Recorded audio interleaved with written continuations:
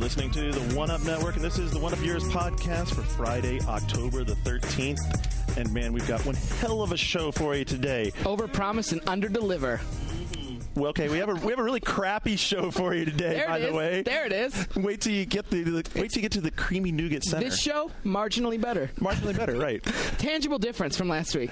Mr. Luke Smith on a roll already at the beginning of the show, and sitting to his left, special guest star who's here for the second part, but he said, "You know what? I want to put the headsets on." Shane Benhausen. Yeah, right, Mr. Regular. Go ahead and say, "Hey, Shane," since we already introduced you now. I am here. I can only be here for the first segment. Oh. I'm afraid my wit and wisdom will not grace the entire podcast because we're deep in the thick of deadline. Yeah, and you know those print deadlines are they're horrible. They are rough. We do have a real special guest today. And that's Mr. Scott Sharkey right here to your left. Hi.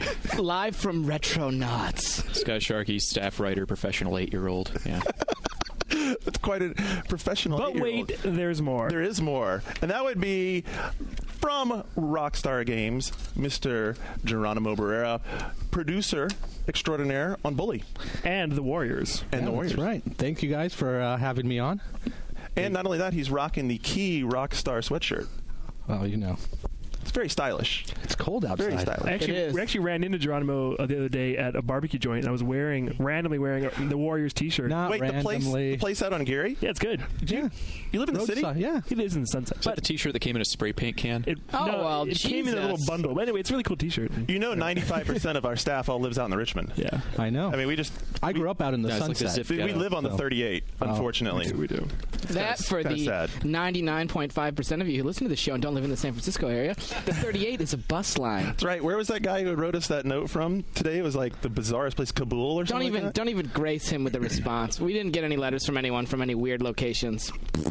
Yeah, by the way, if you're sending us lots of letters, we're getting lots and lots of letters now, so you're not going to get a personal response. We love you. We're sorry. We're overwhelmed. We read all of them. We do read all of them. We do respond to as many of them as we can. And we actually laugh about a lot of them in a private email group. But all right, so here's the look on today's show. Yes? Happy birthday, Luke. Happy birthday, Luke Smith. well, it's technically yesterday, the 12th was my birthday. That's right. Yesterday. We're still celebrating. It's a week-long celebration. That's right. We're still celebrating. So, everybody, cheers. Beers to me. Beers to Luke Smith and Red Bulls for Shane. Yeah, I got to go back into work. Oh, like drinking doesn't help that. Yeah. Anyway. What do we got to talk about? So, today's show, we start off with... Well, wait, where's John? John. I'm so sorry you're not here today, John. I shouldn't give him shit. He calls me up. He's like, dude, I'm not going to be on the show. He's in New York City. That's right. New York City.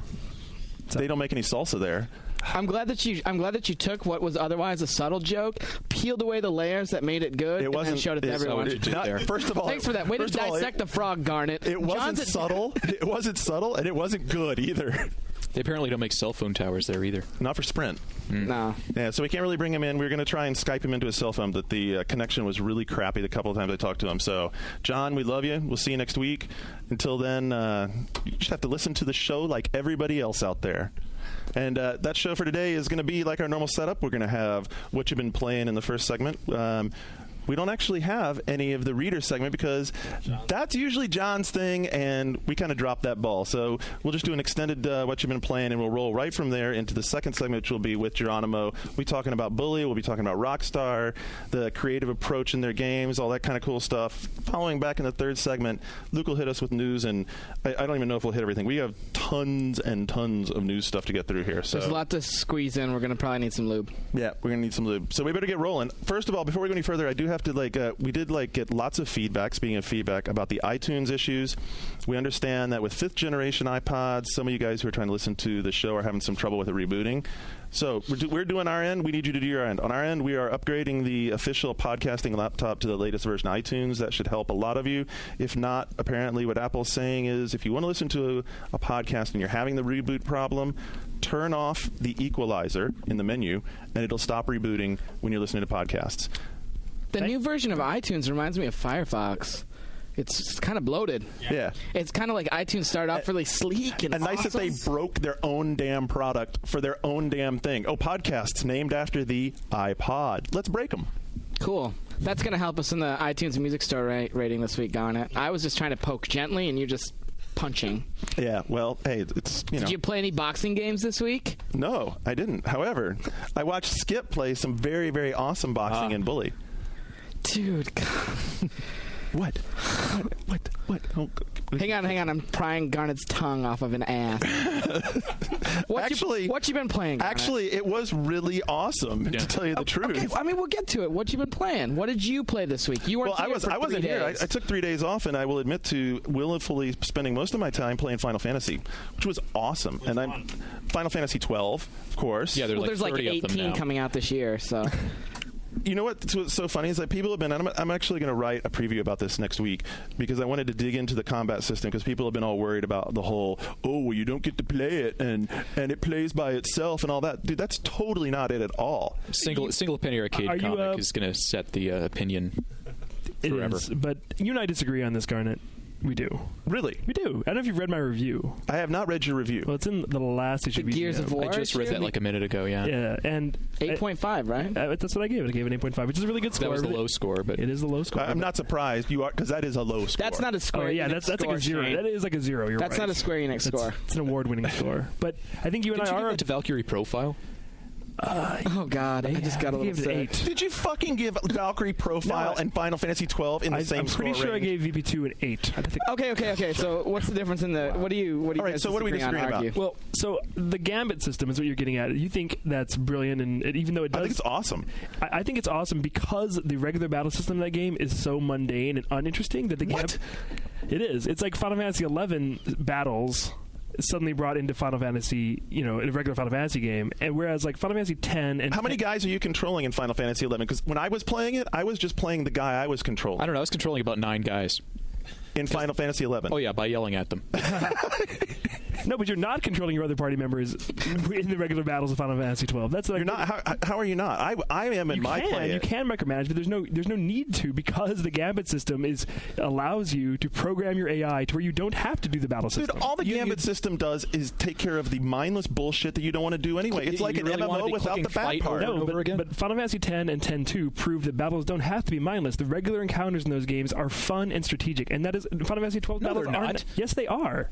They bored my shit right out. Folks, we have new people joining us outside the door. They're reluctant to walk in. So here he comes, Mr. Sam Kennedy. Everyone, Mr. Sam Kennedy. Hey, it's air for Sam Kennedy. But I mean, I still like the game, but I do think that the battles in Final Fantasy 12 are like fundamentally less fun. Hold on a second, Sam. Would you tell David to walk the hell in here? What's he doing out? He's just like lurking out there. He's a producer. We have another producer walking into the. That's right. Here. Superstar and Ziff Davis alumnus And producer now at Foundation 9, Mr. David Chen. The show's totally And the man who totally helped me get into this business. that was That's a right. hug, actually. That poof of air was Geronimo and David Chen. It's like a party up in here. Exchanging a warm It is embrace. a party, but hey, you want a beer?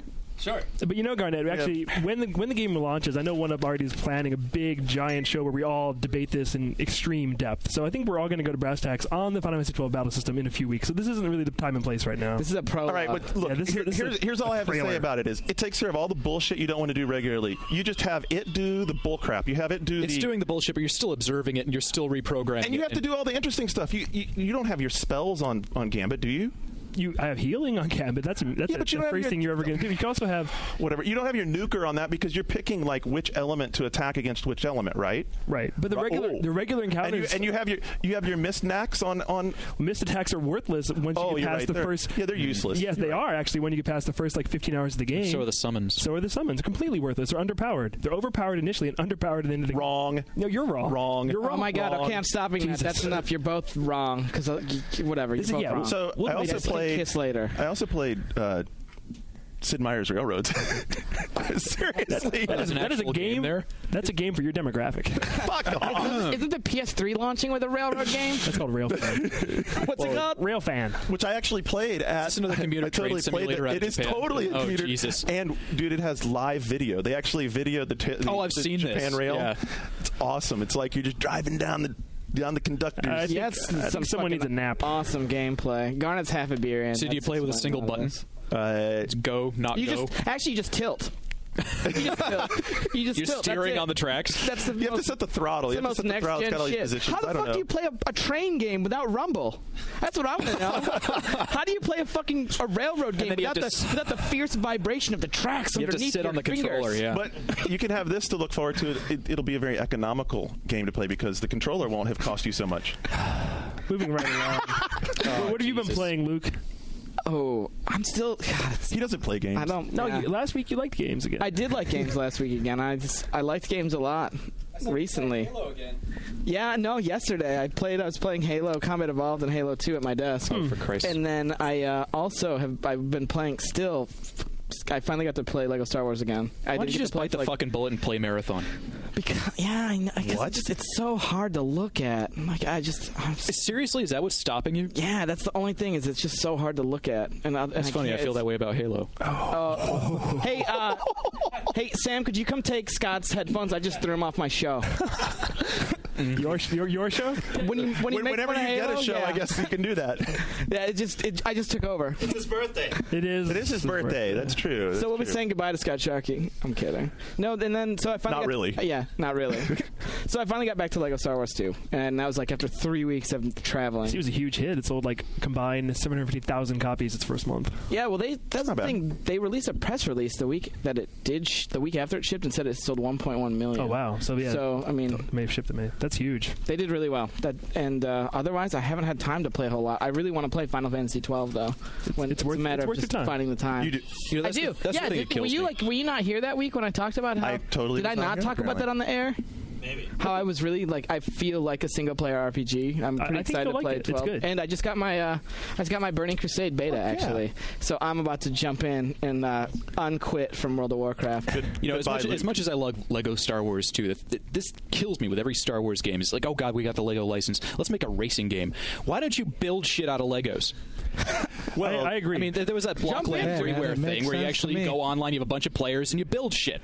Great. Why don't you do that? I'm a little confused why Lego Star Wars 1 and 2. The whole world isn't made of Legos. I think it should be, especially on so I'm thinking if we ever see Lego Grand Theft, they'll be building stuff with the Legos. I think it'd be more like Grand Theft Kubrick or something like that. Cool. That'd be awesome, yeah, because you guys actually have the what other franchises would you do with Legos? We hear they're doing Batman. That's Batman. Yeah. Batman Legos. No, I think he meant what other interesting franchises would you do with Legos? I think that he meant Batman. Oh, I don't know. What are you playing, Geronimo? Oh man, well since we just finished up with Bully, I finally have some time to catch up and get my gamer score a little bit higher on Xbox. And believe it or not, the game I just finished was King Kong. Wow. Just because it was easy points. A little late to the party. Here it is, easy points. Easy points. There's a service you can pay someone to get points for you now. Oh, really? Yeah. But is it like gold sellers on Xbox Live? It is exactly the same thing. So how do you do that? I guess you give them your login info. Yeah, you give them your login info, and then they pay them like $50. They play games, and they get your gamer score up. It's something. What I want to pay $60 a year for is to pay somebody else to play games for me. Exactly. So what do you think of the achievement system? The game. I mean, you talk about the gamer score up. Yeah, well, I'm totally about high scores. I'm bringing it back. You're score whoring. Yeah, absolutely. There's something just that clicked with me from my youth. About getting the high scores, and I'm just reliving it. So I'm anything that I can get into my Xbox 360 these days. That's what I'm. That's for what some I'm doing. easy achievement. Well, exactly. You're old. What did you think of Geometry Wars? He's still here? I know. I'm pretty sure Garnett's older. Yep.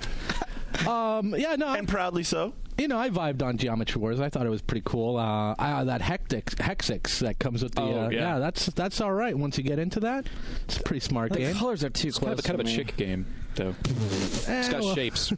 You don't like chicks? Chicks are better at spatial reasoning. It's scientifically proven. Scientific fact. Wow. It is. I've got two. Thank you, Dr. Sony. I've got two little kids at home, so it's it's easy for the kids to watch me play. Only 15% of our listeners' demographics are females. Really? I'm sure it's something really low like that. I thought it was 12. It's really low. Maybe what do you think of the? What do you think of all the Xbox Live Arcade stuff? You do any the retro stuff on that?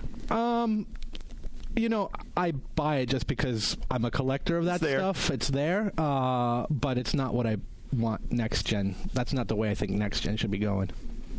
How do you think it should be going? Fucking kick-ass games.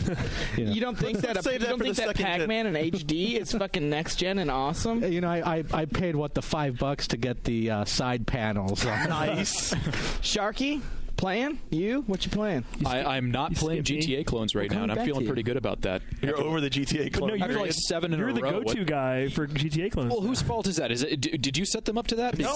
Skip. You son of a bitch. Actually, me and Skip. I liked those before, like this last month. What happens is Skip and I actually have a day each week where we sit around and get drunk and decide how to piss you off each week. Hey, Scott, I I heard, always suspected. I heard you're the big reviewer on The Sopranos for us. Just thought I'd put that out there. You son of a bitch.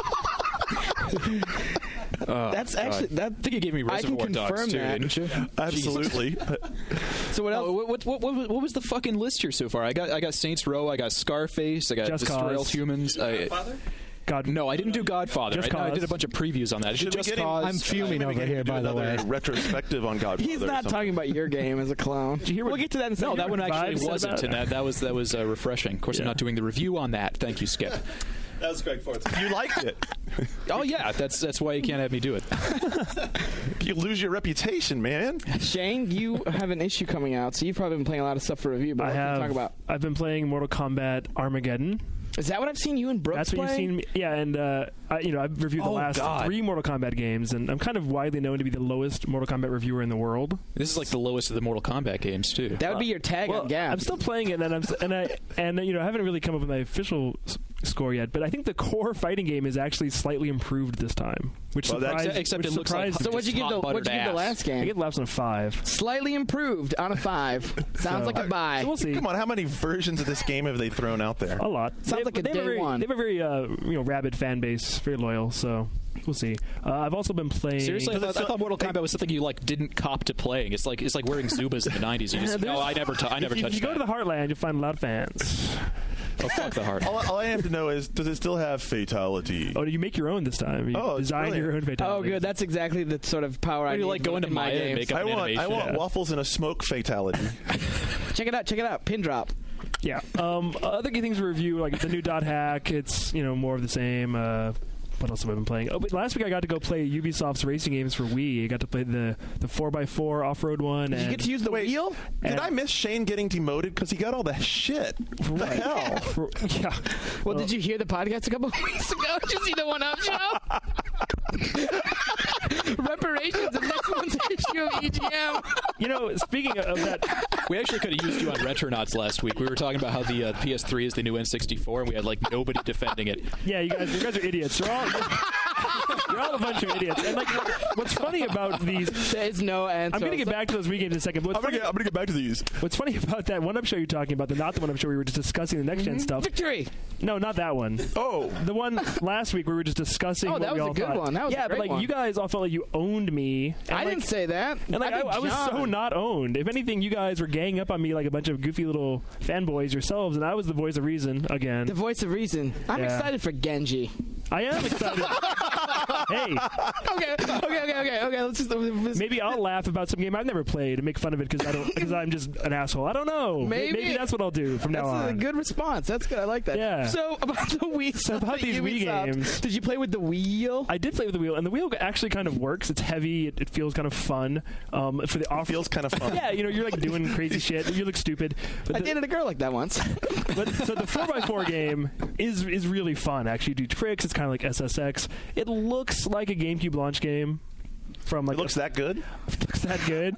Wow. The other game, the GT Pro Series, like the serious racing game, it turns out it's cell shaded. I didn't know that until I played it for like 5 minutes and didn't notice it was cell shaded because Was it good cell shaded? Was it like Wind Waker economy No, cell it shaded, looks or was more- it? We have a really low it's poly a count. little Let's try to make this more- not look like shit. a little more like Automodelista on a DS. And then wait, Ew. but I don't just to even. I never clarify- thought about imagining that, but my head just had a train wreck. It's kind of what it looks like. Yeah. And that's a PS3 game. What? No, this is a Wii game. no, the train wreck. Oh yeah, you're right. Real fan. Cell damage too. Yeah, but So next week is the big exciting week where we get to play everything for PS3, the Yep. big PS3 event. So that The Gamers Day, yeah, we're Yeah. trying to set something up where we're hoping to bring some sort of special treat from Well, that. there are going to be some new announcements, some new titles, things shown for the first time. It's going to be very exciting. Trying to get some people talking about PS3 and and actually representing Sony. Maybe get Sony's message on here in a reasonable form. Get Double K in there. Bring you some Defender forces. Well, it's funny that in the last week, I mean, the PS3 pre-order is becoming available. Just the tone on the internet on message boards has changed because now people are actually ordering PS3s, and a lot of the perception has changed. I think that keynote was so bad it wrapped right around to good again. Yeah, possibly. The circle is now complete. That's me. All right. That's a pretty nice way to make it around the horn and get us ready to come back and talk about Bully, which a lot of people have been playing. Skip's been playing it. Scott's been playing it. We're going to bring Brian down from EGM. Brian's been playing it. I've been playing it. Are we going to bring Brian down, or are we going to bring Kennedy in? Well, we're also going to bring Kennedy in. Brian's coming later. Oh, so we're bringing Kennedy in for this segment. It's like so confusing. It's like round. It's like a party up in here. It is like a party up in here. But on the other side of this, we'll be back. You're listening to One Up Yours on the One Up Radio Network.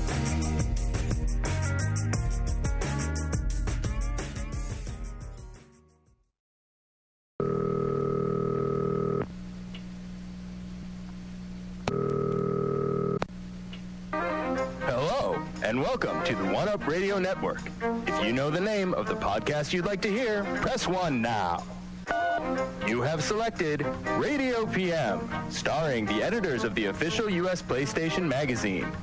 To download an episode at radiopm.oneup.com, press 1 now. To listen to a promo, press 2 now.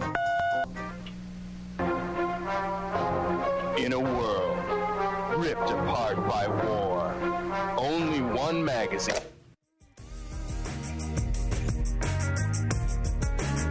All right, and we're back and ready to dive into some Bully with Mr. Geronimo Barrera. Got to get something out there right off the bat. We're recording this on Thursday afternoon, and as of right now, there is a court case ongoing in Florida. It's probably pretty high profile. You guys all know about it. There's no reason for us to bring it up. There's no reason for us to go into it. We're not going to get into it because all the man can say is no comment. And you don't want to listen to that. We don't want to listen to it, so we're going to talk about Bully. So let's talk about some Bully. Let's talk about the actual game. Let's talk about some game. Well, Sharky's been playing a lot of it. Yeah, quite a bit. I finally had to give up my copy to the Cheats guys, though, so they could make a guide. Well, I dropped the game off, a week and a half ago, maybe? Something like that, yeah. Played the holy screaming shit out of it. So awesome. What's the biggest question after having played it that much time that you have for this man right off the bat? Oh, man. How much of a bitch do I want to be? As much as you want. He's right there. He can punch you. Why can I stand on top of a car and just shoot everybody? With a slingshot. With a slingshot. What part? That you get knocked off of it, or? I haven't been knocked off, actually. I have managed to pretty much punish everybody with impunity. Occasionally, a cop will throw a gold brick at me. It's not a gold. It's probably an apple. No, it's definitely a brick. Oh. Yeah, tell him how his game was made. This is a bad start. Good start right there. Bricker. No, it's definitely not an apple. It's gold brick. No, but I mean, me personally, like, and I wrote this in my intro for the cover week that we did on Bully, but it was just like when I didn't understand the game up until like a couple weeks ago when we first talked, like when you guys gave us the demo and stuff, and I was like, holy shit, I had no idea. Well, yeah, I mean, that's why I wanted to come out and talk to you guys. When I did is because we think that we're onto something with Bully. It's real. We think it's really special, and there wasn't the right kind of buzz behind it because we think that we're making the evolution in interactive storytelling with this game. Well, the buzz that came out had like fuck all to do with the game. Right, honestly. exactly. It was like they saw the title, they saw who was making it, and they just leapt to this assumption that it was a Columbine simulator. All right, so I'll go ahead and I'll feed you the easy line up front so you can kind of get that part out there. What do you guys feel is the innovation then? What's the big part that's drawing people? Well, the innovation for us, it's we've obviously made a lot of hit games and we've learned a lot, and it was about what can we do next to kind of push our medium. What is the thing that's kind of lacking genre-wise, gameplay-wise with the games out there? I mean, because everybody's doing Space Marines, everybody now is doing gangsters. What could we bring to the table that was different? And for us, it was the schoolyard. How do you bring that experience? Yeah, and I love that. I mean, it was like, it's just really nostalgic. Yeah. Yeah. Like everybody's been through it, and like it's so crazy that I mean, no matter what, like I mean, people have been jocks or people are like the bullies or nerds. Who knows what you were back in school or whatever. But I think we've got you pegged pretty well. Yeah. Right. Yeah. This is something I touched on in the prep. All right, preppy. Prep. Definite prep. And he lived in Connecticut. Come on, dude. He had the collar turned up. Hartford, the whale. You're just sort of affecting a faux accent. Yeah, whatever. Yeah, but I mean, what I was impressed too with was like just the level of interaction with all the characters in the game, and you were saying to me that like the fact that you didn't spend money on like a licensed soundtrack and everything kind of afforded you like the ability to like put in lots and lots of voice talent. Well, I mean, I don't know exactly. I didn't say it would afford us, but we had to record, I think, around 100. In the absence actors. Of a radio, there's all this chatter. Exactly. Right. So, getting 100 actors in there is just part of the thing. That being said, I honestly wish there was a soundtrack available somewhere. It's pretty good.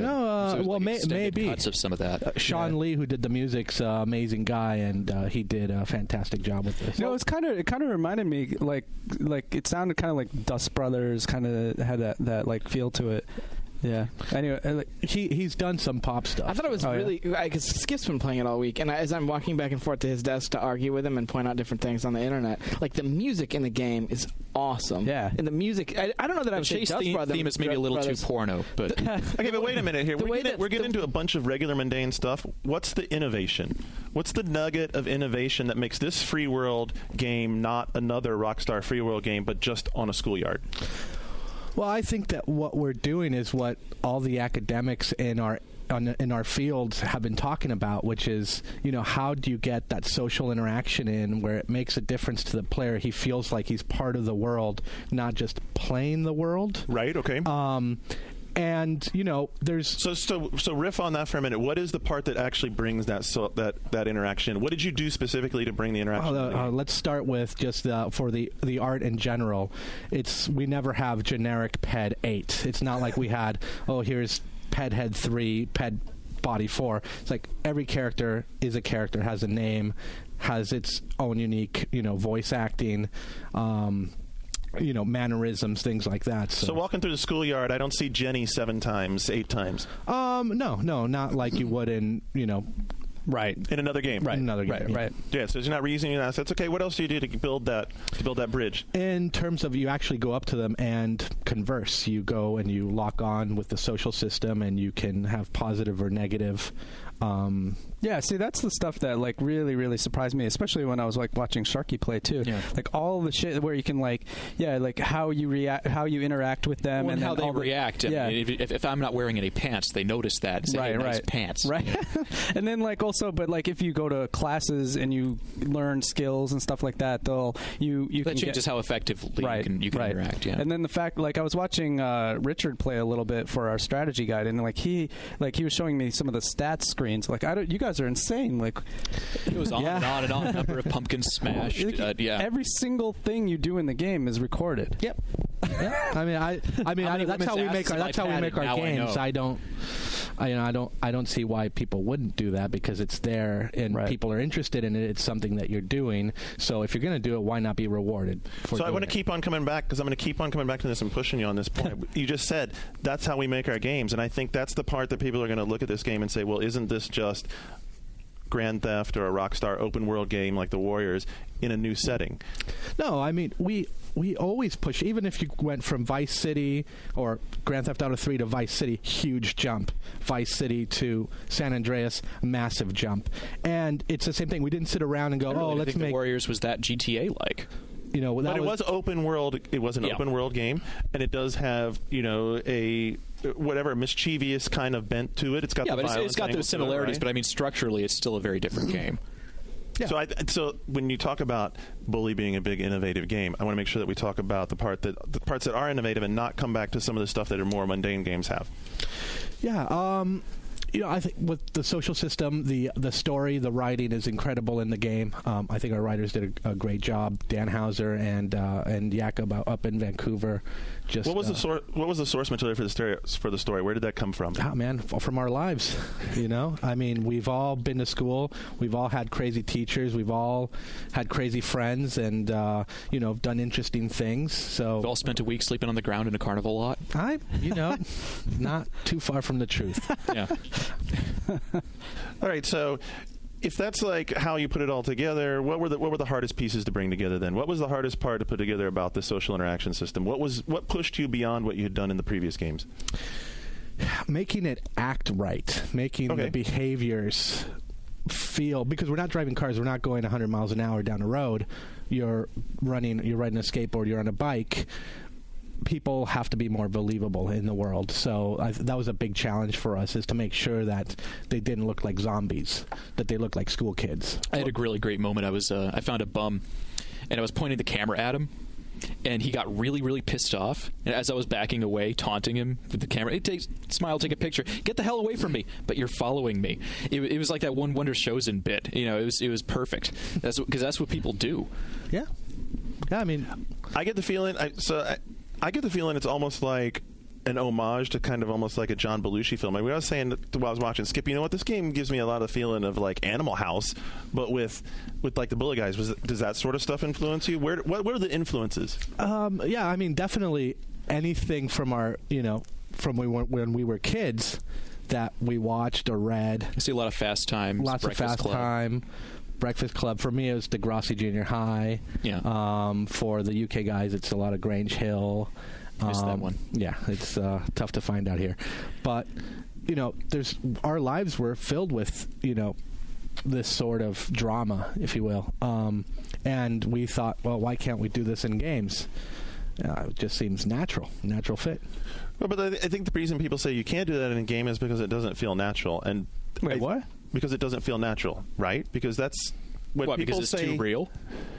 No, because it comes off mechanical. Because when you try to have social interaction in a game, it inevitably tends to start coming off mechanical. Well, if you you're the guy who works on games. Definitely, and I agree with you. And that, that's was part of the challenge, was making sure that when you see the chick that you like and she walks by you, she tracks you, and she might say something about your clothing, and you're going, oh, wow, she's attracted to me, and you run back, and it's like, oh, I happen to have flowers or chocolates or whatever. And talk to her, and she says some things, and it makes sense. The things she says make sense, right? And it fits. Into what you're playing. You were kind of telling me that that level of interaction was kind of something that you were surprised you were able to pull off on the PS2, and it's kind of like that's what you'd expect to see a lot more of on next gen. Yeah, I think we're delivering next gen content on current gen, because that's what I expect next gen to be all about. Because everybody more intelligent and not just prettier. No, everybody's going to be pretty. It's what are you delivering? What's the content? What are you going to experience? So in that context, then, what about Bully is next gen? What's the next gen part of Bully? I think it's the part that you are looking at a game that's being released at the twilight of the PlayStation 2, and it's a whole new experience. Why isn't that then, though, just the pinnacle of this generation? Oh, you could say that too. That's very nice. Okay, all right. Hey, you'll take it either way, right? I think a lot of it where it's so heavy on personal interaction and whatnot. I really hate to say this, but it's a game that passes the girlfriend test. Mm-hmm. It's like the What's Sims the girlfriend test? They'll play it. Absolutely. It's like The Sims with the opportunity for mayhem. It's personality driven. Yep. Yeah, my wife is hooked to the game, and she's not a hardcore gamer, but there was something there that she found very interesting and addicting, and she's. It works for me. I just run around cherry bombing toilets in my underpants. She'll go around talking to all the different cliques and making friends. Did you watch? Did she play it while you guys were under development? No way. No way. No. It's bad enough that I take criticism from you guys. Wife, that's something else. Oh, you didn't want to catch that? Oh, no way. Oh man, come on. How bad could it be? It could be pretty bad. All right, so I mean, one of the things we'll finish up on the social interactions is because one of the most interesting things that I saw, and this is a good place to leave it, is I watched Skip with the girlfriend thing. He flirts with this one girl, gets her going, right, gives her a kiss or whatever, and then goes and flirts with another girl in the hallway at the same time. So what happens is the AI starts the fight between the two girls. How much AI does each of these characters have? How long is that actually going to play out? Like, if we were to leave and walk down the hall, how much is actually going on behind the screens there? Tons of stuff. Without giving away the secrets of how we do this stuff, obviously. Gambit system. A lot of developers like the show. Yeah. A lot of developers are listening. We fill the world with stimuli that the AI reacts to, and so you get lots of cool random stuff happening. That makes sense. That's the important part. How much of it is random, though? I mean, I've noticed I make chicks fight all the time. I like that. I mean, sometimes they'll pull each other's hair. Sometimes they'll kick each other in the ovaries. Sometimes they'll kick me in my generative organs. Or you'll get slapped. Or slapped with the flowers. Or is that random, or is that based on prior experience? I'm confused. Was that Sharky's real life, or was that was that Bully? That's next gen. Yeah. That's half a dozen things happening for a very small part of the game. So you can you can tell how immense it really is because. Well, it makes me wonder though. I mean, is that a random or are there factors that determine it? There's some factors on like what size the girl is compared to Jimmy, all this sort of kind of nerdy stuff. But it's overall, it's like if she's a top or a bottom. No. I mean, I'm just saying we're not going to go there. Yeah, you have to wait until the hot chocolate mod. Hey. Nice. And the interview's over. John just stormed on. Actually, he kept that part really, really tame. So if I'm understanding correctly, all you can do is kiss him, right? Yeah, you can kiss him. When you it gets a little. That's not very representative of my middle school experience. I'm about to say, if you can get all the way to art class 5, oh my God! It's not. If only it was videotaped, huh, Garnet? You'd like to see that on there. Only it was videotaped. Yeah. Luke Smith. It gets power move. It gets as raunchy as a 15-year-old's going to get raunchy. Well, we had very different 15-year-old experiences. Well, Garnet's 15-year-old experience was back in the 30s. Shane's not here. And it was the roaring fucking 30s. Was she roaring? Oh, is that a good thing? Yeah. There's actually something I wanted to ask about, though. I never mentioned this. Just a sec. This is the first time. Geronimo, for the first time, just looked back at Bruce, who's here from Rockstar. My handler. Yeah, his handler. That sounds kind of cool. And looked at him as if he was going to say something, and Bruce actually shook his head and went, like, do not fucking jump in the middle of that pool. Wait, Bruce was 15 pretty good for you too, buddy? Yeah, 15 Bruce, was... I don't know. Well, this is what 15-year-olds are like, and I'm glad you didn't treat it with two, kid gloves. No. Yeah. I mean, it's not offensive or anything, but that's what they are. I mean, I said this in the preview. It deserves a Newbery Award. I mean, if they gave those to games. Thank you very much. That's a great compliment. Suck up. Yeah, Jesus. Get the pliers. Well, I think he's hitting on something, that there's something very human about this game and something endearing that, it's something that's people have experienced but never, in a game.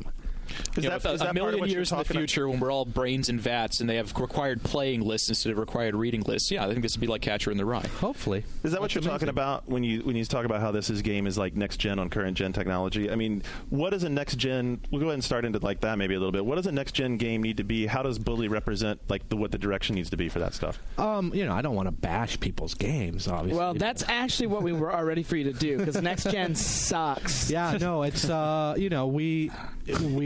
one of the things I think is that you shouldn't have to read. Reading sucks. That's right.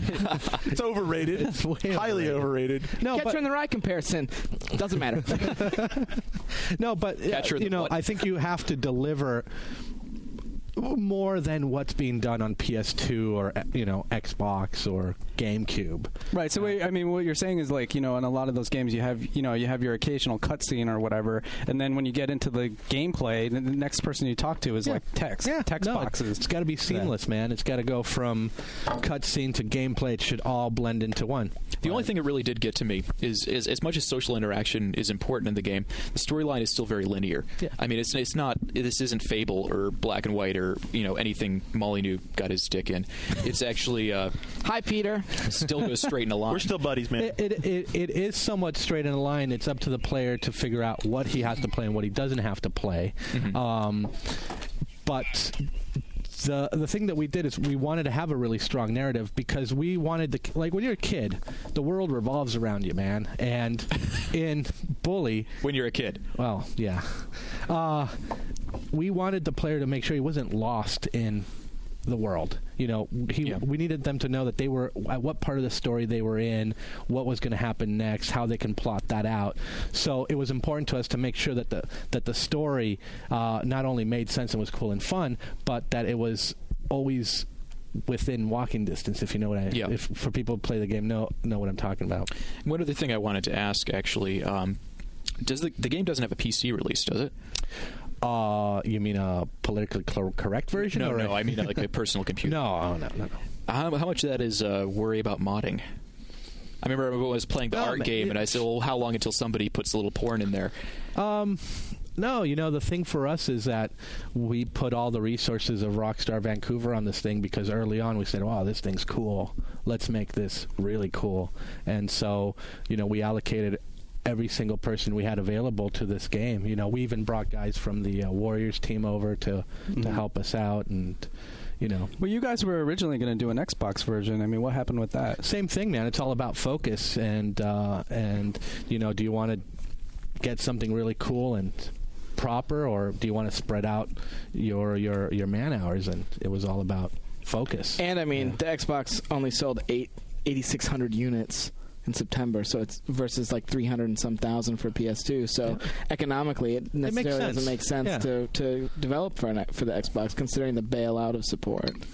What? Oh, I mean, I'm a big fan of the 360. So it's all that's available right now. Yeah.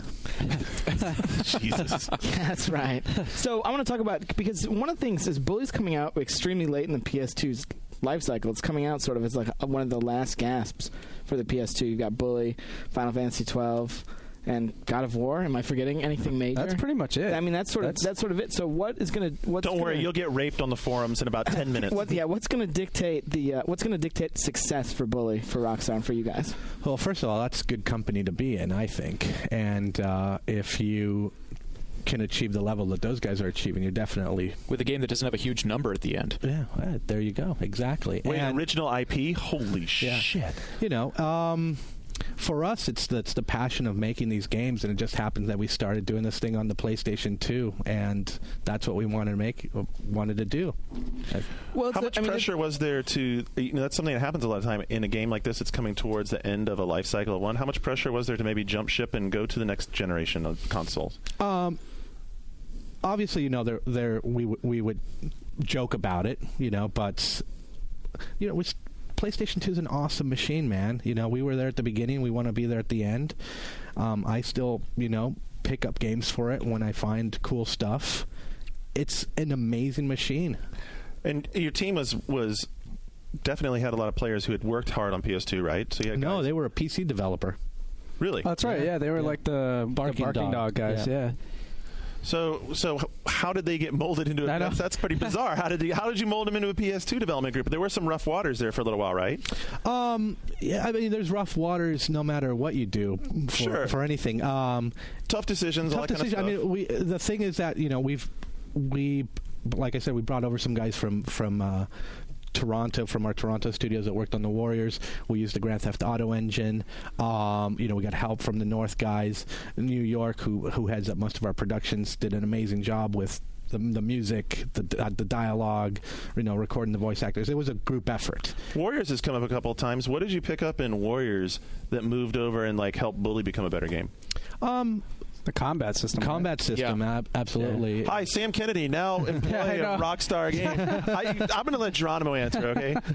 No, definitely the combat system and just general control system, things like that. And the Vancouver guys, Rockstar Vancouver, they brought their own expertise into this pie, and that was some of their animation systems, things like that low level things that really helped bring this game to life. So was that the sort of stuff that the PC guys were struggling with, or where was the exchange there? No, I don't. PC guys weren't never struggling with anything because this thing was never a PC thing. It's we signed them on. We're going to do console games.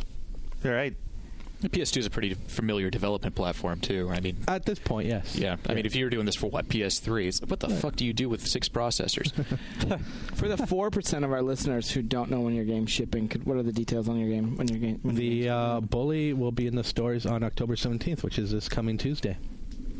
So now let's transition away from Bully and let's just talk about the game industry, because we're all gamers. So let's talk about video games. Sure. So Geronimo, I'd like to hear how you feel about the game industry right now. As far as you talked a little bit earlier about providing a next-gen experience on a current-gen console. So let's talk a little bit about those next-gen experiences. What's working and what isn't working in next-gen gameplay? I think it's everything looks cool.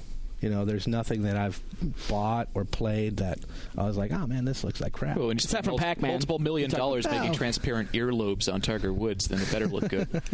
But what I think is not working is the material. It's just not interesting. And I think that's where what we want to do, and it's what we wanted to do when we started Rockstar, was let's do interesting stuff that we want to play, as gamers, and I think we're doing it, but dude, I don't want to play the 13th version of something. Right. I mean, but how about development on next gen and stuff too? Because I mean, I remember you told us back in the day, you were like, with the PS2, remember there was all this, all the developers were bitching about trying to program on it, and you had that famous quote back in OPM. You gave us that it's what usually happens is the people complaining are the ones who are talking shit about the hardware and stuff, and is that the way it is today? It's exactly the same thing, man. It's exactly the same thing. Is if you are having trouble and your game's going sour or whatever, you're going to bitch about the system. Yeah. But am I the only person that's excited for PlayStation 3? I am.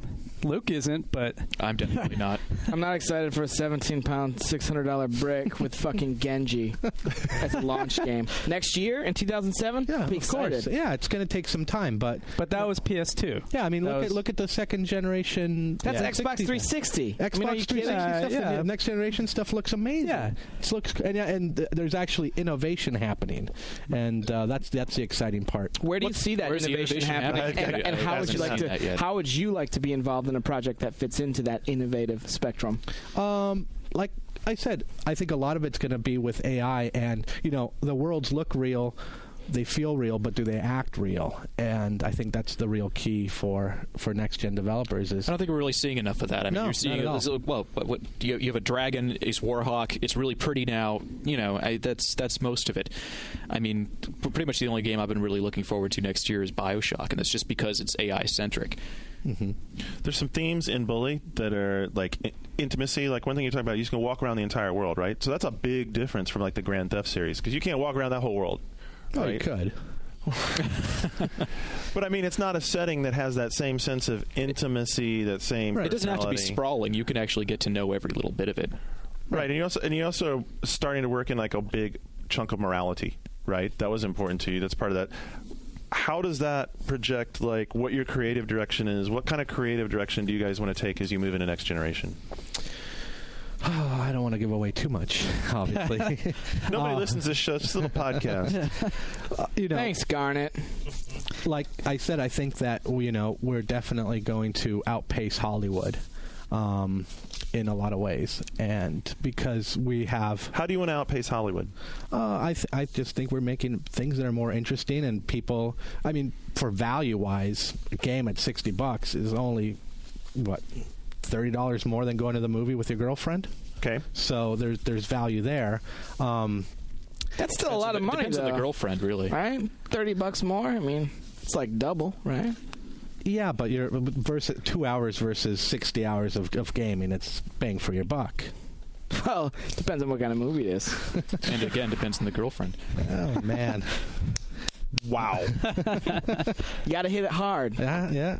No, but how else are you going to outpace Hollywood? What are the parts? What are the vulnerabilities in Hollywood? Where are you going to be outpacing them?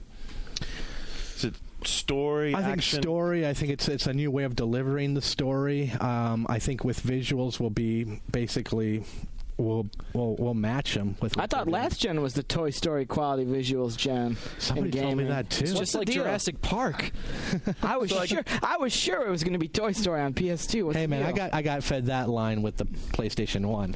The question we're all skirting around then is how do you feel about it? Africa is the future. Games? Don't even start. Games art or not art? Absolutely art. Why? Why are they art? Because there's guys killing themselves to make this stuff. Well, there's guys killing themselves. That's it. OneUp.com art. Guys are killing themselves to make it. Sam Kennedy, hardest working guy I know. So yeah, but you guys, you guys have passion and you believe in what you do, and it's the same sort of thing. And it's sad when you do see games that are market driven and you mean turds or whatever. And I think for us, it's just we can't think of anything else we'd rather do. I mean, what else would I be doing? Yeah. So you've got high vision. You've got this. We want to build more intimacy. We want to build games that challenge Hollywood and all that kind of stuff. Except you have what I would say, and I think a lot of people would throw out there as a big hurdle to overcome, which is as soon as you hear the word Rockstar, immediately you guys have this like brick wall thrown up in your face. Stigma.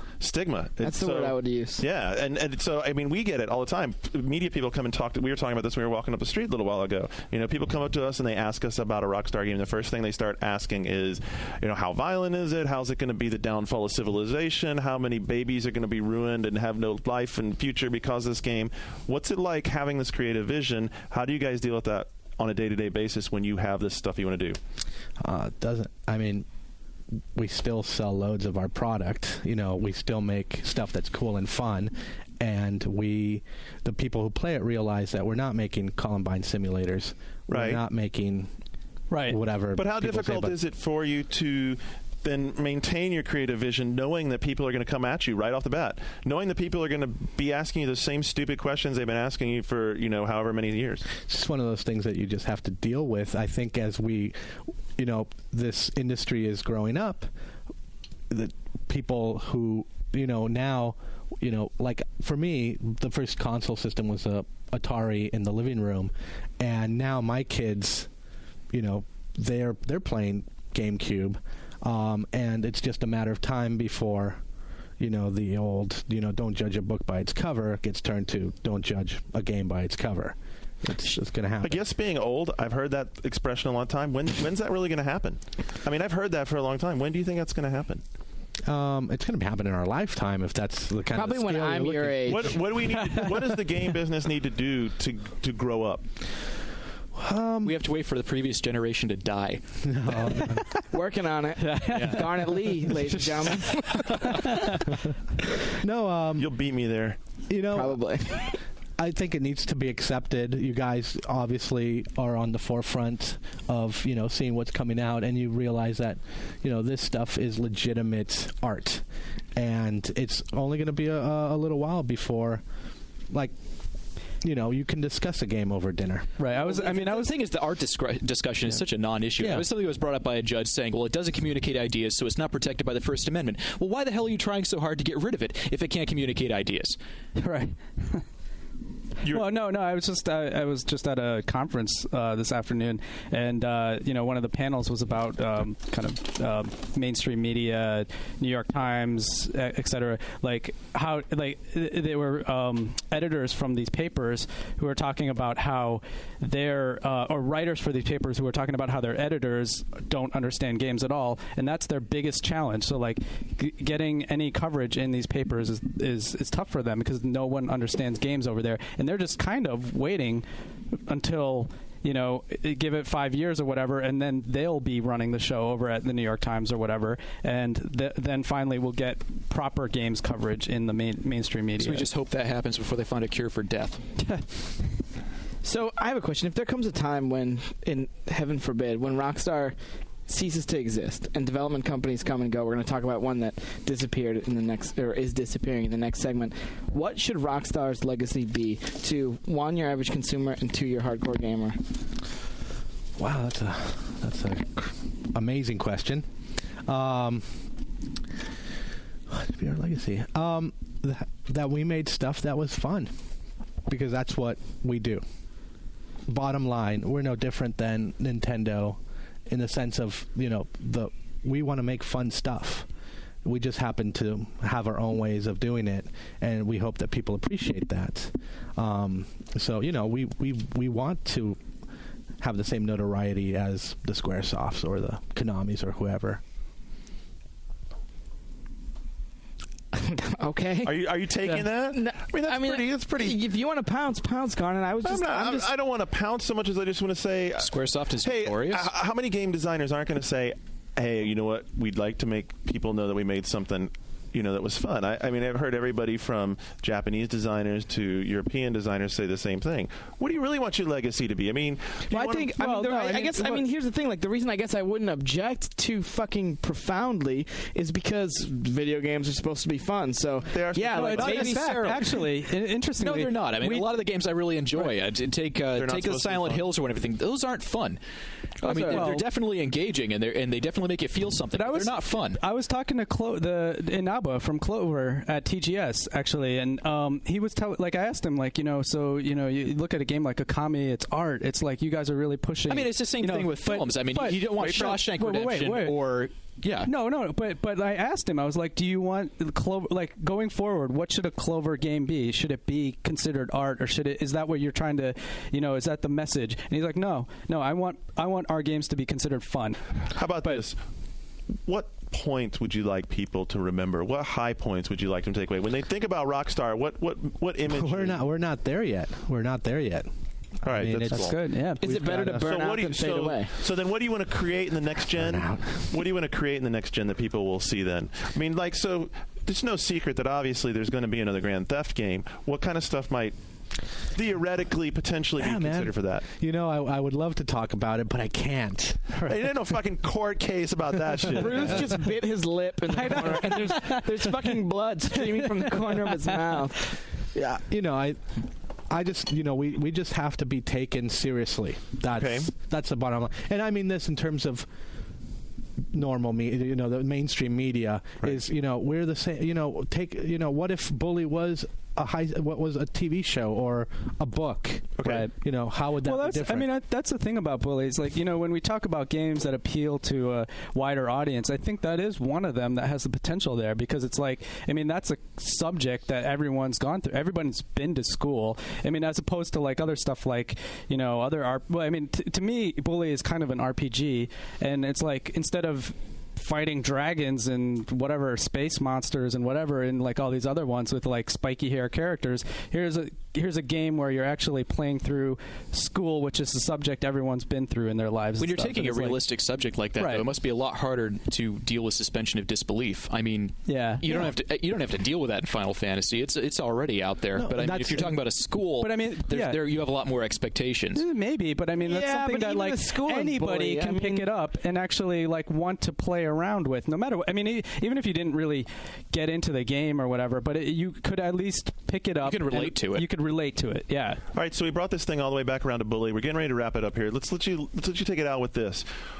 What's the biggest part of like you've been developing this game? How long have you been developing Bully? Bully's been in development around 4 years. Holy shit! Really? Yeah. I didn't know that. I'm shocked, Sam Kennedy. From conception to release. So we've seen a lot of cool shit watching it. Definitely, I like the girlfriend thing. These guys have seen plenty of stuff. Over the 4 years, what's the coolest thing that you've seen? What's the one thing you saw that you wish you could have worked out but didn't work out in making the game? And what's the biggest regret from having made it?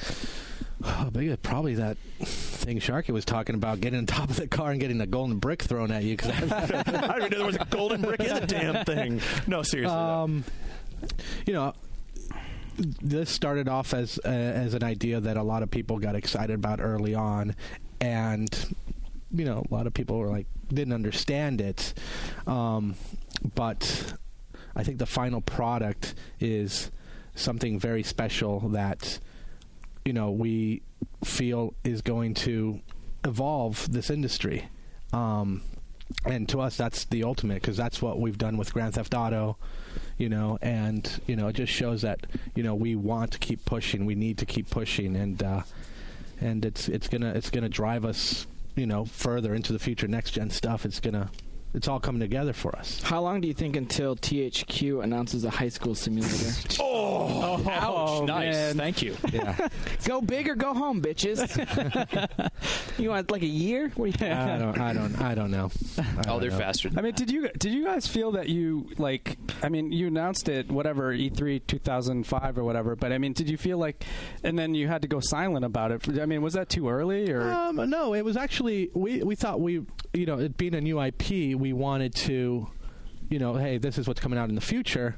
Just give you a little taste of it, right? And then we got down to business and finished the game, and that took a little while. Right, but like when you announced it, everybody just kind of jumped to conclusions or came up with assumptions and all that, and like that kind of, I mean, hopefully they get some egg on their face. It's a pretty knowing smile the man has there, wouldn't you say? Yeah, well, it's interesting. People are interested in it, and they're going to draw conclusions on it, and we can't control that. Just like how they play a game in an open world game, you can't really. That sounds almost Machiavellian. Do you think you were counting on that? No, not at all. I mean, we really thought that whatever we'd announce it, it'd be cool. People would, oh yeah, we get it, but obviously they didn't. They didn't. Yeah. So do you want to do? But you guys get it, right? Yes. Get what? Luke, now. Implicitly. We'll Come see. on. We'll see. We'll see. Hey, we'll say that. Like you play games. We'll say that definitely as we're wrapping this thing up, man. I appreciate you coming in. We've definitely. I was going to say, do you want to talk about video games? You want to do the news? You want to do the news with us? I can sit in. I don't know if I'll say anything. Well, I mean, you got to participate if you got a headset on. So can you commit to talking about the news, or do we need to give your headset to someone who will? Probably. Bruce. He looks at Bruce. Bruce is checking his BlackBerry, seeing if dinner reservations are confirmed. Where are we going, Bruce? It's my birthday. He didn't give an answer. He's got a date, okay? God, give the man a break. All right. Anyway, so Sam, are you staying for news? I can. Sam will stay for news. All right, well, we're kicking Sharky out for Mark McDonald then, because Mark likes fuck Halo. You sideways. All right. All right. Adams-looking motherfucker. So before you get gone from this segment, just for this segment alone, we appreciate you coming down and doing this segment with us. Stick around for the news, and we'll be back for that in just a minute.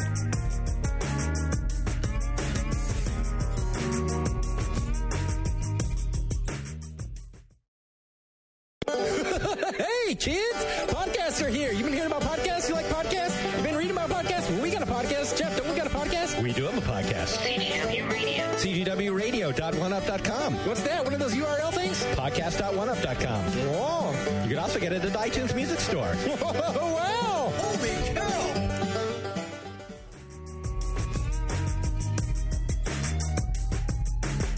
You're listening to One Up Yours, part of the One Up Radio Network.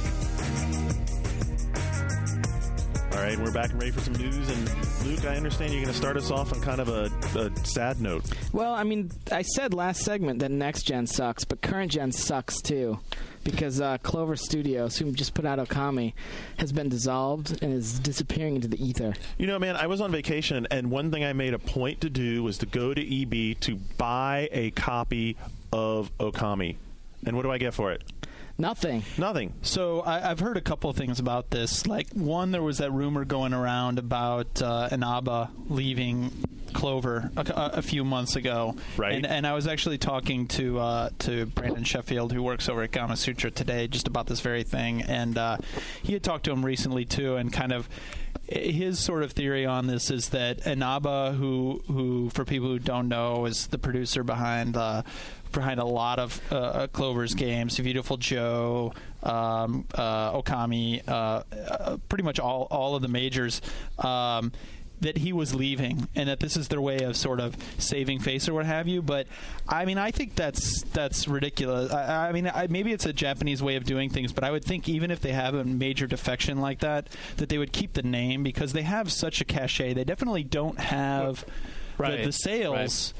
Because when they took over, it was not even Beautiful Joe 1, it was Beautiful Joe 2, and it was every other one after that. And really, they haven't hit it big with any of their titles yet. They do have the critical success, they have the name cachet, they have the respect. So what's the name cachet if they haven't hit it big? Well, the name cachet is they make great games even if they don't sell. To us. Right. Even if they don't sell well. But us, who the critics. So critically acclaimed, not potentially publicly popular. The other thing is they have two really big names still with them that I'm assuming are still within Capcom. There's still kind of word hasn't happened. So Shinji Mikami, who's the Resident Evil guy, and Hideki Kamiya, which is the director of Okami, Resident Evil 2, Devil May Cry, Beautiful Joe, like the unsung hero of the game industry. I read today somewhere on the interwebs that both of those guys were gone, and that Takeuchi was producing RE5 on NextGen.biz, I believe was where I read it. I mean, it wouldn't surprise me at all, like if because they left, or maybe they left because they were closing the studio. The big question is, what's going to happen with the Clover team? Are they going to like just get like absolved into? Yeah, the same. What it sounds like is going to happen is that the Clover Studios group, that division is. Or are they just going to start their own thing? They're starting their own thing and make their own games outside of the Capcom. Or better, here's the bigger question: how many times can you kick a developer in the nuts and say, we know you poured your soul into this game and made this awesome game and it's fun and beautiful and all that, but you know what? No one really wants to buy it, so fuck you. I mean, you're a designer or a producer, right? Dude, if you were in this situation, how would you feel having poured your life into all these games? How much can a producer and a team take? Well, those guys make good stuff. I don't think they'll have trouble. But the thing is, like, they won't have trouble finding it. But how do you say? Next? Yeah, what do you do next? And how do you sell a fucking game? Like, how do you sell a name? You sell a product. I don't understand. No, like because obviously part of the reason that the Clover Studios was dissolved is because the development cost doesn't outweigh what they're making back. That's got to be a huge part of it for Capcom. We're making all kinds of assumptions. Maybe it was that Inaba wanted to leave. I mean, the Clover comes out of Mikami and Inaba, who are very close, both wanting to kind of get real credit for what they were doing. So they created this like company within a company for Capcom. Right. So maybe they felt like they weren't getting the creativity. They weren't being allowed what they wanted to do. Maybe we don't know. They might have left. They may just be like reining it in a little bit now, like Capcom reining it in, like kind of like what Sega did with all their studios. Like it might have been reining it in does not describe what happened to the sales numbers that we all have talked about how bad they were for Okami in Japan. This game did not sell in its home territory. So it might have been a case of Capcom starting to put pressure, like, "Hey, look, we gave you guys creative license before. You didn't hit the numbers, so now we're going to exert a little more control." And they said, "You know what? Screw you. We'll go do our own thing. There's people who will pay us," and there are to make games. Like Shinji Mikami, if he has left, Hideki Kamiya, if he has left, and Inaba, if he's left. There are people who will. So how about this question? Pay them money. What's it feel like? Do you know guys who have worked on teams that have gotten their teeth kicked in? Of course. I mean, that happened to me early in my career. And so what was it like? So what was the game, first of all? I'm not going to say, but all right.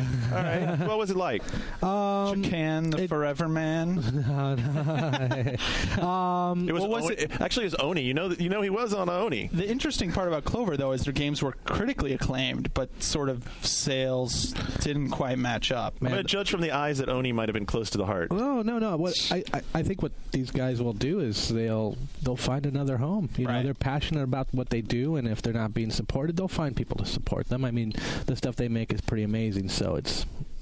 Right. I don't think gamers have to worry. Right. So if you really care about what you're doing and you're on the right track, then you can get kicked in the teeth. It's part of life. So who picks these guys up? Who are these guys making games for going forward? Microsoft. Mistwalker. What did they become their own? They become their own thing. Right. Yeah, they can farm out to anyone. Q Entertainment. And then you get someone like Microsoft to like fund their next game. Yuji Naka. Like the Japanese game industry used to be like much of Japanese companies where it was like you're in it for life. Right. It's only just now. I mean, it's nowhere now like it is in America where you're a hired gun, you move from place to place. But it's becoming much more now where it's the trend now. Yeah, move off, break, just form your own studio. Mm-hmm. Next. Gamers, I don't even know this website existed before this week. I guess that's how out of touch I am with the internet, which is a little alarming. Gamers Sony's PS3 ad campaign. Yeah. Better. I'm glad you made the point instead of me. Gamers have cracked the Play Beyond website. That website was apparently a viral piece of marketing where there are a bunch of letters splashed on a screen. And Sam, you love the PS3. Come on, hold on a second. Yeah, but not Play Beyond, whatever. And you'd click on a bunch of these letters in order. Welcome, Chang. Welcome, Chang. And you would end up getting like new assets for like Resistance or Lair or. So are you excited, Garnet? Did you get your Lair desktop theme today? You really liked that game at TGS. Did you get a desktop theme? supporter. Next. More PS3. The story says PS3 pre-orders begin tomorrow. I guess that was earlier this week. But there was Mark. Mark was in line. Mark was in line. And wait. Not first in line. Yeah, Mark not correction. Mark was not in line. Mark was the line. It could not have gone off more perfectly. Like let me just real quick go through this, because me and Brian planned this thing out 5 o'clock the night before when we heard about it, when everybody did. We were calling the EBs, we were doing all that stuff. We were like, all right, how are we going to do this? We're like, all right, we wait in line tonight for the pre-order. We don't wait in line the day of the launch. So it's worth it to get up early. So how early are we going to get up? I told Brian, like, what's the earliest you think we should get up? He's like the earliest you would be in line, you would expect anyone to get in line. He's like 5 o'clock. I'm like, all right, then we're going at 4 o'clock. And so but right at 11:30, I call him. I'm like, no, 5 o'clock. I got to get another hour. We get up at 5 o'clock. We get there. 15 minutes later, the next guy shows up in line. So we nailed it perfectly. The other part that was perfect was Shane and other fucking Johnny-come-latelys were going to wake up and call us and be like, hey, is the line long? And if not, they were going to get in line. And we were like, I'm just going to piss me off if there's only 3 of us in line, and they stroll up at 9:30 and just jump in. Didn't happen. Shane came by, worried sort of look on his face, kind of frantic, little sweating in the morning, and the line was like 35 people long. So it worked out perfectly. Yeah, perfectly, sort of. You know who you didn't call? Me. Damien was there. Maybe your roommate. Yeah, should have woken you up. You should talk about that way, maybe with your boy. You would have been there. Are you kidding? That's a fucking Mark. that is an investment. That is an IO. That's an investment opportunity. Honestly, an IO. All right. Damien said when I think you made an IO error. I thought it was with you. Yeah, Intihar was pissed. He was pissed. I thought it was you. Yeah, that's EGM Live's Brian Intihar. So Geronimo, Shu wasn't so happy. Are you going to get one? No, man. Yeah. Well, I didn't get in line, and I already have all my buddies calling up. Hey, man, I know you got some connections. I'm like, yeah, no. Yeah, so if you're going to get one, how are you going to get one? Day one. Oh, man, I don't know. You do have the connections, don't you? I don't have connections. More importantly, how are you going to get your day one PS3 replaced? Oh, come on. I went there, but I'm telling you, January we'll have Mark on the show to explain to us how he got his PS3 fixed.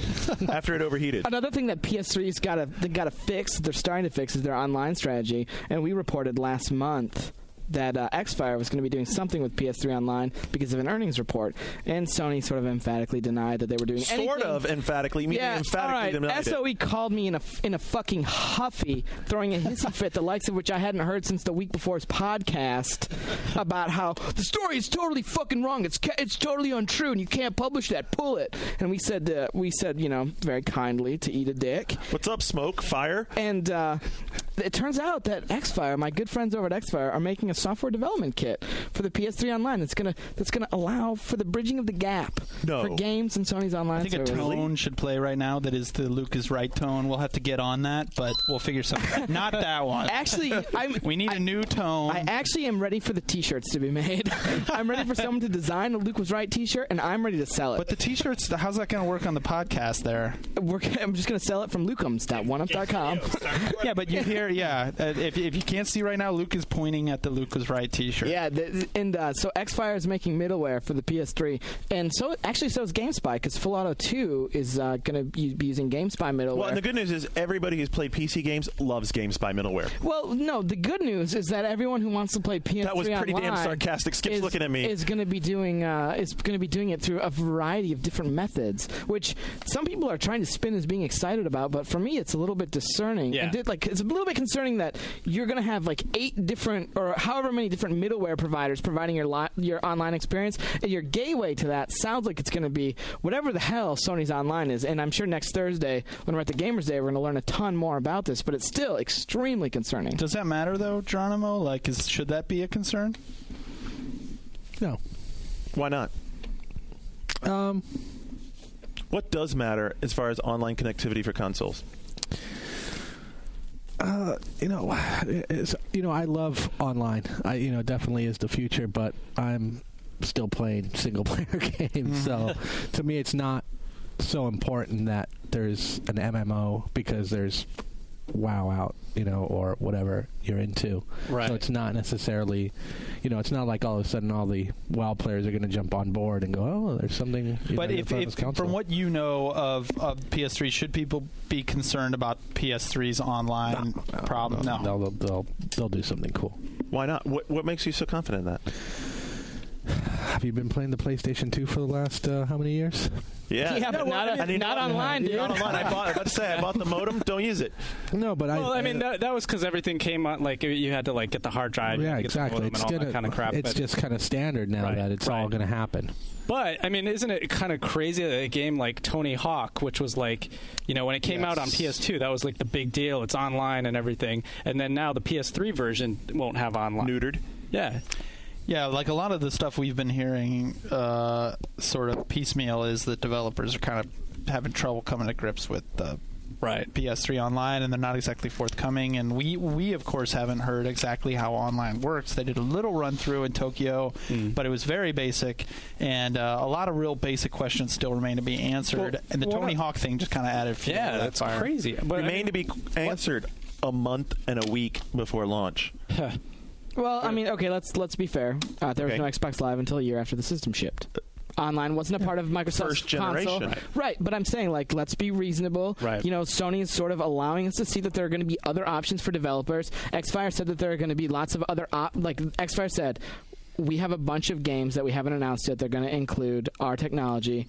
Let's be reasonable. All right, well, let's just move on.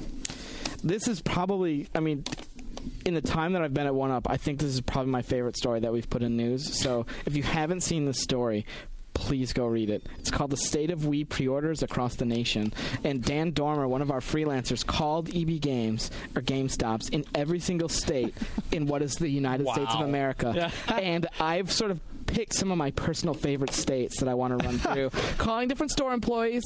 I want to hear Alaska, and I want to hear Hawaii. Okay, Alaska. Let's start with Alaska. That's GameStop number 1703 in Alaska. You just got the manager fired. About the state of this is about the Wii pre-orders, which start today. Yeah. If you're listening by now, it's too late. You're not getting one. Sorry. I have no idea. Soon. That's Alaska. That's GameStop. GameStop number 1703 in Alaska. By the way, do they have a very good employment commission there? Let's do Hawaii real quick. This is Hawaii GameStop number 1002. You should check back with us every day from now until the end of the week. We haven't started yet, but it should be very soon. Motherfucker, we're calling from Florida. That shit's expensive. Right? I will say, just as an aside to this story, when I went in to get my PS3 pre-order, phone ringing off the fucking hook. Would not stop ringing. Oh, I think that was me, actually. It was early in the morning. Sorry. You were calling the Union Square one over and over? I want to run through some of these states because I really want people to check the story out. Colorado, GameStop number 468. Hi to our fans in Colorado. Denver, big fan. We're not sure yet, but a great way to know is if you had a Game Informer card and magazine subscription and left your email with us. Then you'd probably end up knowing the day before we know. Oh, my God. Okay? That dude just got promoted because he stuck the company line there. Let's go to Idaho. Let's go to the potato state, which is, one of my favorite states in the union. I like potatoes. This is EB Games number 4186. Have you pre-ordered your games yet? Oh, there you go. Come in, pre-order some games, and you'll be good to go. We're going up a whole notch in Idaho. Nintendo is horrible about making enough software for the holidays. Just come in with $20 and put $5 on a couple games, and if you don't get a system, you can just cancel the pre-orders and take the money back. We can't make this shit up. All right, this isn't the Colbert Show. This is all real. Kansas. GameStop number 2813. Sooner the better, huh? We can pre-order your games, but we can't pre-order you a system yet. Kentucky, Shane State. At this moment, we don't know. Long silence. Yeah. We don't know. Yeah. The one state skips home state. Woo! Wisconsin. Packers, Brett Favre. The Swan Song. This is store number 4626 in the EB Games Empire. It looks like we'll just sell that one. I have no clue what that's a reference to. I have no idea. That might be that one SKU.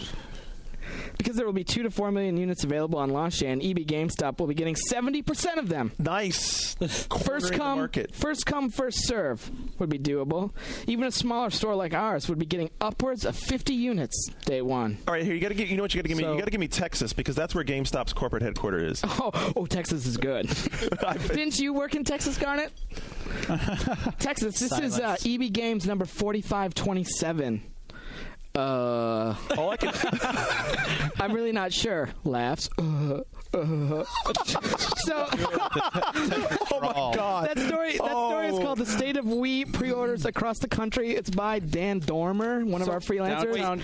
Downtown Dan delivering. It's follow up to that nice. Story. Who is waiting in line this morning? Okay, not it.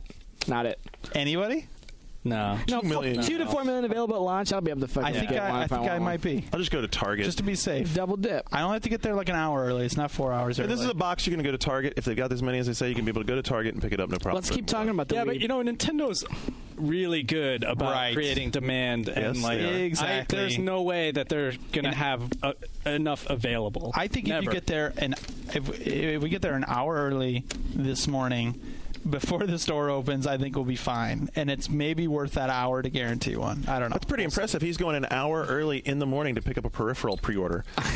Mark loved it. You got to have the Twilight Princess on the Wii. Nintendo, let's keep talking about Nintendo. Apparently, the Wii is going to have problems if you're using it in like your greenhouse, because there'll be some is this the sunlight thing? This will be some sunlight issues with the communication between the Wiimote and the sun.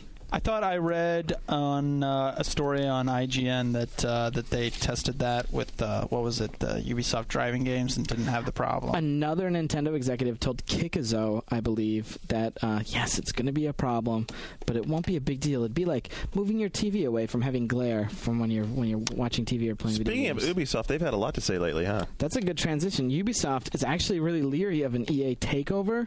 They've talked about how they're throwing its support behind the Nintendo Wii, and that they're concerned about EA and like an EA Ubisoft Wasn't merger. this from last year? Yeah, well, I remember the story. It was last year's news. Aren't they like the same? I mean, Ubisoft and EA sort of have the same aspirations. Like they just both want to be sort of the go-to guy for your third parties. Mm-hmm. But it was EA last year who was buying into Ubisoft. You remember that? Do you remember that story? Yes. And how much attention do you developers pay to who owns actually the publishing company and all that kind of stuff? Not much, to be honest. Doesn't matter so much, does it? No, not at all. It's all on their side. You don't really give a shit. Yeah. I mean, sometimes you can get some people from whoever developer, they jump ship. Right. Free agency. Free agencies. Yeah, and between EA and Ubisoft, there's been some bad blood for that very reason. Up in the northern part of North America. Up in the Great Wide North. Up in the Great Wide North. That's right. So an internal email thread floated around about this in the Ziff network that the PSU 360 beta is going to start this weekend. Oh, yeah. Listen to that. Excited. Yeah, I didn't see you respond to it. No, because I don't care about Phantasy Star on whatever the fuck it is. Why don't you try playing an online RPG where you actually do something? Because I'm going to be besides chat. Because I'm going to be playing an online RPG where I don't when I'm playing the Burning Crusade closed beta, baby. Me and my shaman. For life. So you're excited about PSU? Your online chat room. Yeah, I'm very excited about PSU. Even though it's kind of rough, isn't it? I'm a little worried about PSU, but I'm excited about it at the same time. Like the trial, unfortunately, was supposed to start Wednesday, and you're supposed to have a week. Now it's starting this weekend. It's only going to Wednesday. You can download it off Xbox Live. I'm going to be there. I'm happy. There's enough people in the office. We'll have a nice 6-person party, but I'm a little worried. I'm a little worried about it, to be honest. And Xbox Live's going down for 24 hours this weekend. You're kidding. It's taking a time out. When? Let me see. It's in the story. It says 24 hours. I'm sorry, not this weekend. Tuesday, October 17th. All right. Be done 24 hours. You'll be. You know what? By then, you'll be done with it. That's it. Microsoft's relenting under the weight of Bully. Yeah. They're giving up. Wow, 24 hours. That's bad. Yeah. So the Burning Crusade closed beta is starting. We got our invites here at work for the most part, and it's starting with no NDAs, which I thought was really interesting. So I might be updating constantly. Yeah. On lucums.oneup.com once I start playing through the game. So that would necessitate you actually putting it down. Yeah, well, we'll see. Yeah, as director of game videos, very interested that there's no NDA. You know, let me know when you want to start seeing bosses and stuff. I can probably get Paradox to start delivering some boss content to you. We're gonna have like 4 film crews following you around for the next week or so. Excellent. Activision has added Gun and Call of Duty to Steam. So actually, it's a bigger story than that. Steam had a bunch of announcements within the last 2 days for this digital distribution thing. They picked up City Life, which no one really knows. It's a city builder game of Monte Cristo, but I guess it had a big following in Europe and has some people's attention to it. Call of Duty 2. They picked up Call of Duty. Psychonauts last week. Out of nowhere, you know? So digital distribution going to take off? I don't know. I mean, God, Steam is making a pretty strong play for it to take off. Steam is making a play for finally delivering on what they promised a long time ago, which is to actually create a legitimate store online for buying games. But does it work? You know, we talked about EB Games a minute ago. EB Games has tried this like 2 times already, and it hasn't worked for them. They even tried renting games. Yeah, I'm curious what Geronimo thinks about, like, one of the one-up-yours things that you guys are always talking about is episodic content, and we already know, like with the next Grand Theft Auto, that there's going to be, you know, the 360 exclusive content and stuff like that. What's sort of your take on downloadable content? What's worth it when it works, when it doesn't? What's important to keep in mind for it, and kind of, I guess it goes along with the whole digital distribution thing. I don't think it's worked yet. It's going to work. And, you know, for any game maker, it's an easy way to get your games out there and played. So it definitely brings a lot of good to the table. So, you know, we will take advantage of whatever's out there to get our content to people. So it's that simple. It's not. What do you think it'll take for it to work? Something that's cool, something that's interesting. I mean, you know, Half-Life is distributing some stuff on there, and that's got a lot of buzz. You know, and Xbox Live, there's stuff that, you know, like Phantasy Star Online, the beta test, that stuff's pretty cool. What about as opposed to digital distribution? What about downloadable content? Yeah. Like, what about that? Like, when does it work? When does it doesn't work? What's important? Like it's got you know, if you call it episodic, it's like, what's the timeline for episodic? Is it months, years? You know, no one's really done it right, because when I think of it kind of like a bi-weekly thing, or I'm not like what Sam and Max is doing.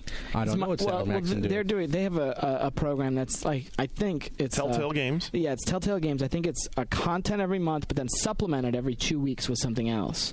As I believe what Ryan from Games for Windows was explaining to me. Trailers. But that transitions very nicely into the last thing that I want to talk about today, which is probably the most upsetting thing from the week, and it's even more upsetting than a Sony Australia. I guess they have an Australian office, calling the Xbox 360 and the Wii too expensive, which wasn't on the news list, Skip. So I'm sorry, but that just happened. If you missed the story, check it out. The Wii and the Xbox 360 are too expensive this holiday season. PS3, it's probably the controllers. PS3, just right in Australia in March. It's probably the controllers. The most upsetting thing of the week, though, was something that surfaced Thursday afternoon via NeoGAF, and then I saw it on EB Games, too, that Lost Planet's going to have a collector's edition, which is cool, right? $70. Mm-hmm. But it's also, in that collector's edition, going to have a token for a free download on day one. So if you pre-order a collector's edition of Lost Planet, you will get a free download of a map that I would assume at this point, Capcom's lips are sealed, will be a paid download. Oh, God. Wait, it's a map? It's a new map for multiplayer. So it's like a Tard pack of Lost Planet, which is a game that before this, I was pretty excited for. But now seeing the sort of capitalization, like, when did Horse Armor fuck up everything for all of us? Like, why are microtransactions the new vogue? Easy there. So fuck off, Garnet. It's one freaking map. No. I agree. It's messed up because it fractures the audience, but we don't know if it's going to work out like we were talking about earlier this week with Halo, the way that they did it with Halo 2. Maybe it becomes free to everybody else 2 months, 1 month, whatever. If it's going to become free, 1 month from launch, Bungie was upfront about it from the very beginning. That's true. They said from the get-go, they said map pack, $20 now, free end of the summer. They still have time till the end of the year before the launch. Those lips better loosen up because again, like Xbox Live cannot become a slippery slope for your stupid shit. It cannot, especially with a game like Lost Planet, where you have a sea of Xbox 360 owners who are really excited to get it before the PS3 gets it in a year and a half. And I don't mind paying that extra money for that extra level.